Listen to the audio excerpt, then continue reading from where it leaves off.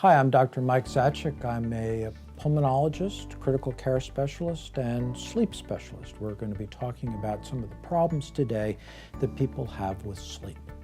And one of the most important problems is we're not getting enough sleep. You know, when people went to bed at 10 o'clock at night and they got out of bed at 6 in the morning, they got 8 hours of sleep, and people typically felt very well rested.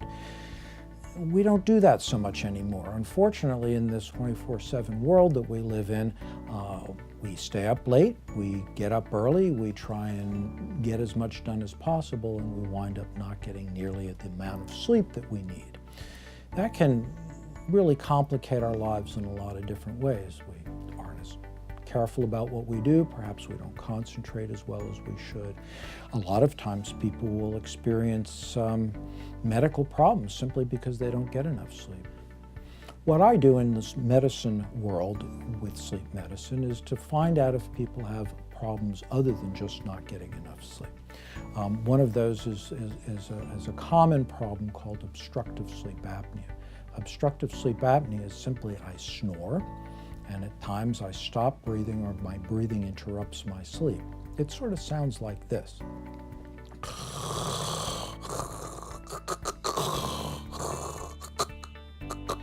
And then there's a brief pause, perhaps 5 or 10 seconds, and then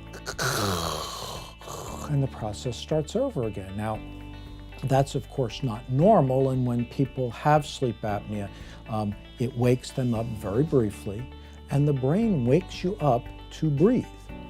When we're in the sleep center, the typical complaints people have are, I'm either too sleepy or I can't sleep properly. So too sleepy means to me, look for certain medical problems that are associated with either poor sleep quality, making someone not sleep well at night and therefore being sleepy during the day. The flip of that is the person that says, you know, I lay down to try to go to bed and I can't get to sleep. When I do fall asleep, I wake up constantly. I feel like I'm never rested. I have insomnia. Now that's a rather important problem because insomnia affects up to 1/3 of people during our lives. But we use things called cognitive behavioral therapies to help people to sleep better on their own. You always have it with you because it's in your brain. You've learned how to do these tricks, and it really helps people to sleep better. When we see people in the sleep center, we evaluate them with what we know as polysomnogram, or what would be in lay terms a sleep test. Now, sleep tests are very helpful for ferreting out problems like sleep apnea, finding out if leg movements are causing sleep disruption, and sometimes evaluating people who are extra sleepy. There's a second test we do, we call it the multiple sleep latency test, and it always follows the nighttime sleep test. And in that multiple sleep latency test, or MSLT, what we're giving people are opportunities to nap. What are we measuring? We actually put a stopwatch on how quickly people fall asleep, and we want to know if they go into dream sleep. Now, often in the sleep center anymore, we're doing a lot of home testing. Home testing, of course, is less expensive.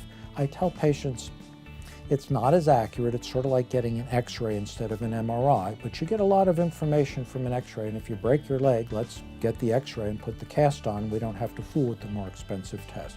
I would say that between 60 and 70% of our patients are now receiving home tests, and if they prove that there's a sleep breathing problem, we'll go ahead and issue the home test. We'll see the patient the next day. While the patient is waiting, we'll evaluate the test. I'll give them the answer and begin therapy right that same day.